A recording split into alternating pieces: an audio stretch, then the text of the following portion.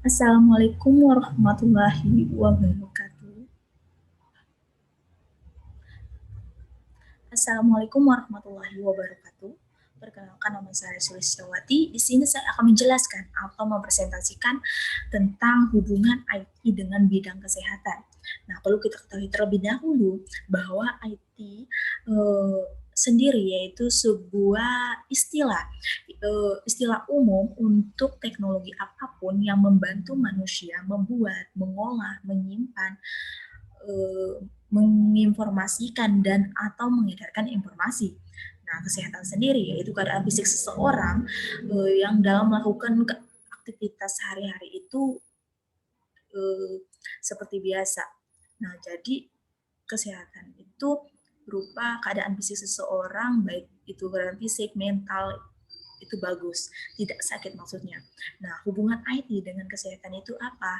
Hubungan IT dengan kesehatan itu berarti teknologi-teknologi yang digunakan untuk membantu rekan medis atau dokter untuk mendiagnosa, mengambil keputusan, atau menentukan resep atau obat untuk pasien atau orang yang sedang sakit.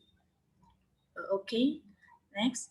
Peranan dan penerapan komputer dalam bidang kesehatan. Dalam bidang kesehatan, di era keterbukaan informasi teknologi, komputer sangat berperan penting. Penggunaan komputer dalam bidang kesehatan tidak hanya akan dirasakan manfaatnya oleh para penggunanya, tetapi juga oleh organisasi tersebut. Dalam hal ini, misalnya rumah sakit, puskesmas, klinik, dan lain sebagainya. Perangkat ini secara tidak langsung dapat menolong jiwa manusia. Komputer dapat digunakan mulai dari penyimpanan dan pengolahan data administrasi suatu rumah sakit atau klinik, hingga melakukan riset bidang kedokteran, mendiagnosis penyakit, menemukan obat yang tepat, serta menganalisis organ tubuh manusia bagian dalam yang sulit dilihat oleh manusia sendiri. Selanjutnya ada peranan komputer dalam bidang kesehatan yang sangat banyak dan penting tentunya. Contoh dalam bidang kesehatan, peranan-peranan tersebut antara lain satu, bidang administrasi. Dengan adanya komputer di dalam dunia administrasi sangat membantu di dalam penyimpanan, pengelompokan, dan pengolahan data. Tanpa komputer akan sulit sekali untuk memeriksa banyaknya data-data pasien, stok obat, dan data-data lainnya yang dimiliki oleh rumah sakit. Namun dengan adanya komputer, memeriksa data pasien, stok obat, penggunaan komputer, dan sistem yang canggih di dalamnya sangat mempermudah jalannya suatu sistem di rumah sakit tersebut. Dua, bidang farmasi. Dalam bidang obat-obatan, komputer juga berperan sangat penting dalam farmasi. Misalnya untuk merekod resep dan dosis, serta menyimpan data harga obat-obatan tersebut. Selain itu, dengan adanya komputer dalam bidang farmasi juga membantu untuk mengelompokkan macam-macam obat berdasarkan kegunaannya. Misalnya, Panadol, Postan adalah obat penahan rasa sakit. Yang ketiga, yaitu mendiagnosa suatu penyakit. Dengan adanya komputer DNA yang sudah dirancang khusus di dalam bidang kesehatan, mendiagnosa suatu penyakit bukan hal yang sulit lagi. Karena dengan menggunakan komputer yang lebih cepat, mudah, dan akurat untuk mengetahui nama dan jenis suatu penyakit. Yang keempat, yaitu ada memonitoring status pasien. Pasien yang sudah pernah datang atau baru pertama kali berobat akan dengan mudah dilacak. Data-data personal pasien juga dengan mudah dilihat. Selain itu, dokter ataupun perawat dapat melihat rekaman hasil periksa, keluhan, dan riwayat penyakit sebelumnya yang pernah diderita oleh si pasien, tanggal kedatangan pasien terakhir kali berobat, record resep yang diberikan, dan masih banyak lagi. Selanjutnya itu ada tren teknologi untuk kesehatan. Nah, yang pertama itu ada artificial intelligence atau kecerdasan buatan atau AI akan menggantikan tenaga kerja manusia.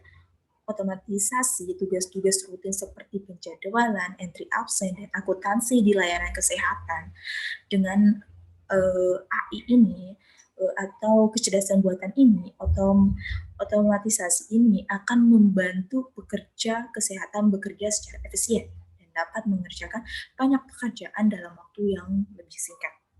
Yang kedua ada chatbots. chatbot di pelayanan kesehatan. Chatbots telah mengambil alih sejumlah industri termasuk sektor retail, dan jasa. Chatbots juga akan digunakan dalam industri bidang kesehatan dengan manfaat penghematan biaya, membantu dalam menjadwalkan janji dokter, memberitahu perawat jika terjadi kondisi krisis, dan membantu memantau status kesehatan pasien dan lain-lain. Yang ketiga ada Big Data dan Analytics. Big Data dan Analytics telah memainkan peran penting dalam bisnis, termasuk dalam layanan kesehatan. Big Data dan Analytics akan mendukung layanan kesehatan seperti membuat prediksi tentang kesehatan pasien, kemungkinan kompilasi, dan lain-lain. Yang keempat yaitu ada Internet of Things atau IoT, Cloud Computing and Robot dalam pelayanan kesehatan. IoT dalam pelayanan kesehatan dapat meningkatkan dan memperbaiki manajemen persediaan di gudang dan farmasi.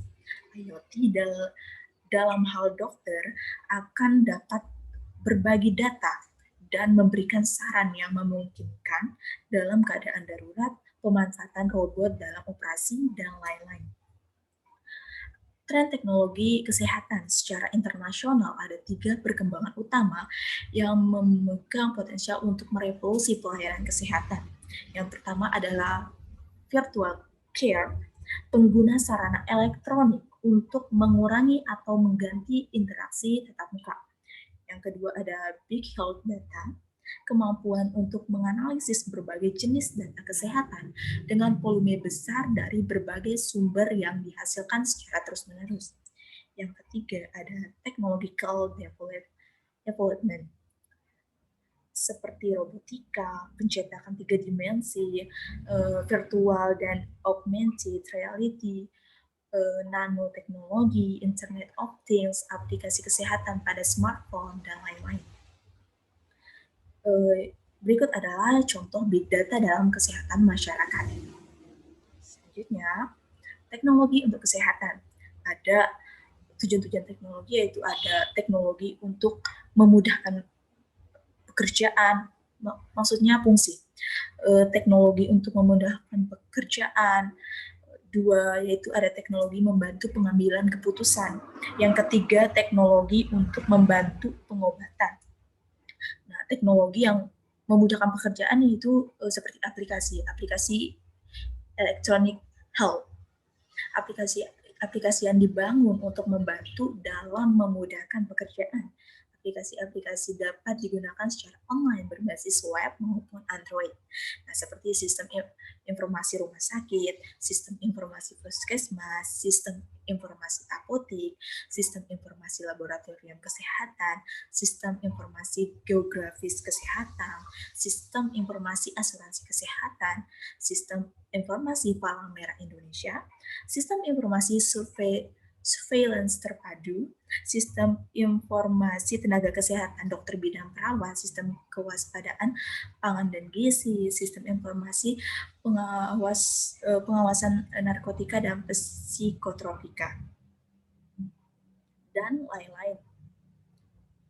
Selanjutnya ada teknologi membantu pengambilan keputusan, yaitu ada teknologi medicine. Nah, teknologi medicine atau konsultasi online didefinisikan oleh American Academy of Family Physicians sebagai praktik penggunaan teknologi untuk memberikan pelayanan kesehatan secara jarak jauh. Seorang dokter di suatu tempat menggunakan teknologi komunikasi untuk melayani pasien yang berada di tempat lain. Praktik teknologi medicine bisa dibedakan menjadi 2, yaitu asinkronis dan sinkronis. Perbedaan keduanya terletak pada pengiriman data terkait yang diperlukan dalam konsultasi online. Jika praktik telemedicine asinkronis, yaitu mengirimkan data pasien melalui email, sedangkan sinkronis melalui seperti video call. Selanjutnya ada teknologi consultation. Nah, teknologi consultation ini hampir sama dengan teknologi medicine, yaitu berupa konsultasi antara dokter dan pasien. Gitu. Selanjutnya yang terakhir teknologi untuk membantu pengobatan, yaitu ada telesurgery telesugeri. Nah, telesugeri adalah pembedahan yang dilakukan pada jarak jauh. Robot yang melakukan operasi akan tetapi robot tersebut dikendalikan oleh dokter bedah. Tugas secara langsung dilakukan oleh sistem robot yang dikendalikan oleh dokter bedah di site remote. Telesurgery telesurgery gira telesurgery berasal dari kata Yunani tele yang berarti jauh dan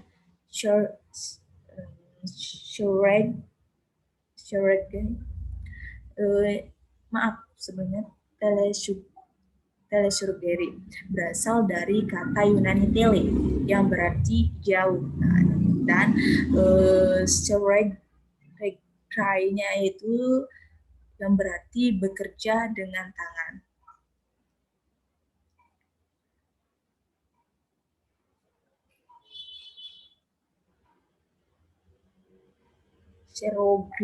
Serogai. Oke, thank you. Mungkin itu saja yang dapat saya jelaskan atau presentasikan tentang hubungan IT dengan bidang kesehatan. Mohon maaf apabila ada kesalahan kata. Wabillahi taufiq wal hidayah. Wassalamualaikum warahmatullahi wabarakatuh.